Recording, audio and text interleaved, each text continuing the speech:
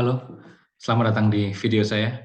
Kali ini kita kembali membahas si ChatGPT.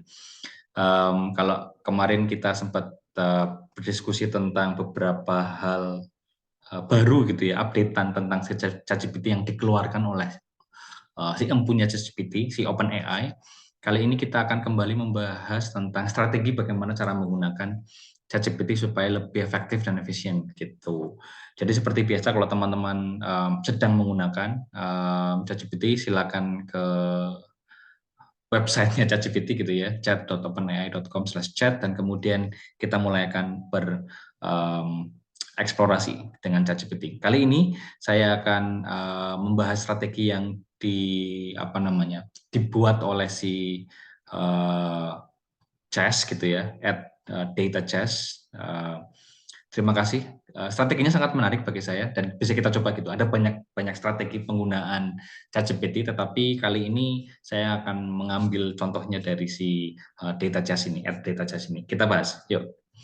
Jadi di strateginya data chess ini dia punya empat strategi gitu supaya penggunaan ChatGPT-nya itu lebih efektif dan lebih efisien gitu. Yang pertama adalah rewrite it as a specific author gitu ya. Ask ChatGPT to imitate the style and tone of your favorite author. Teknik promptingnya adalah rewrite this sentence in the style of gitu. Ingat-ingat, rewrite this sentence in the style of. Of-nya siapa? Penulis yang teman-teman mau copy gitu ya, secara gaya menulisnya gitu. Apakah bisa diduplikasi untuk bahasa lain selain bahasa Inggris? Bisa, saya coba. Tetapi sekali lagi kalau kita ngomong tentang ChatGPT dan bahasa selain bahasa Inggris, maka kita akan ngomong tentang jumlah data yang digunakan oleh ChatGPT untuk belajar tentang bahasa tersebut gitu. Jadi ketika kita ngomong tentang bahasa Indonesia bisa, cuma mungkin responnya tidak sebagus ketika bahasa Inggris gitu ya. Jadi hanya beda jumlah jumlah data yang digunakan oleh si ChatGPT untuk belajar gitu. Tapi bisa semuanya bisa. Sudah saya coba juga, itu bisa. Tapi tinggal disesuaikan dengan konteks kita gitu ya, terjemahannya supaya baik dan benar gitu, supaya nanti ketika ketika ditulis di ChatGPT kemudian ChatGPT bisa mengolah jawabannya dengan baik. Yang pertama, rewrite it as a specific author. Contohnya, rewrite this sentence in the style of. Rewrite this sentence in the style of.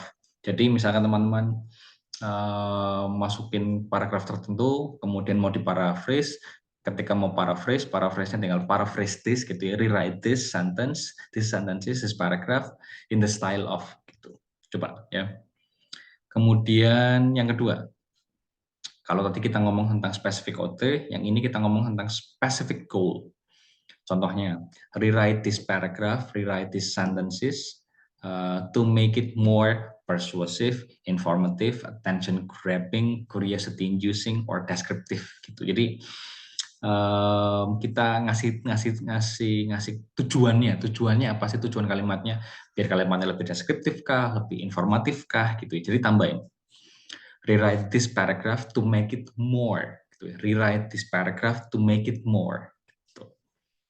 Author sudah, goal sudah, sekarang kita ngomong tentang tone atau sentimennya.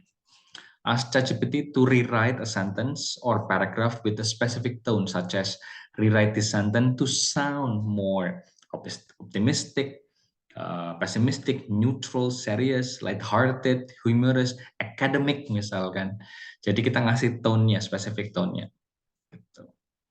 Dan yang keempat, kita juga bisa memberi perintah kepada ChatGPT untuk untuk membuat tulisan atau menuliskan kembali gitu ya, kalimat yang kita masukkan untuk a specific demographic. Misalkan, ask ChatGPT to rewrite a sentence or a paragraph to appeal to a certain age group or cultural background. Misalkan, rewrite this sentence, rewrite these sentences, rewrite this paragraph to appeal to a younger audience, to older audience, to a professional audience, to beginner audience, to international audience. Jadi dikasih target marketnya gitu, target audiensnya siapa. Mas Risang, apakah kita bisa menggunakan semua strategi ini dalam satu prompt gitu ya. Ketika kita bikin prompt, teknik promptingnya bisa dipakai semua, bisa, bisa. Cuma sekali lagi digunakan dengan strategis gitu ya. Rewrite this paragraph in the style of Ernest Hemingway to make it more persuasive, to sound more optimistic, and to appeal to apa namanya, to appeal to a professional audience gitu, boleh. Jadi dirangkum gitu jadi satu prompt besar gitu, bisa juga, bisa juga. Tapi hasilnya saya nggak tahu juga, saya belum pernah nyoba yang empat-empatnya jadi satu gitu. Tetapi bisa juga, bisa juga. Yang saya alami ketika kita menggunakan teknik ini, prompting yang kita lakukan ke ChatGPT kemudian menjadi lebih relevan gitu, lebih relevan, dan hasil output yang dihasilkan oleh ChatGPT kemudian menjadi lebih baik juga gitu. Kita ulangi, ada 4. Specific OT, specific goal, specific tone or sentiment, and specific demographic. Kalau teman-teman merasa kalau apa namanya penjelasan saya kecepatan, tinggal post aja ya, tinggal di post aja videonya, kemudian nanti tinggal lihat prompting yang sudah tersedia di contoh videonya, dan kemudian nanti coba eksplorasi sendiri di ChatGPT-nya gitu. So semoga membantu, and thank you very much for watching. Sampai jumpa di video berikutnya. Tetap kita akan ngomong tentang generative AI tools yang lagi happening dan available di market sekarang ini, dan in particular kita akan ngomong juga tentang si ChatGPT ini. So terima kasih dan sampai jumpa di video berikutnya. Bye.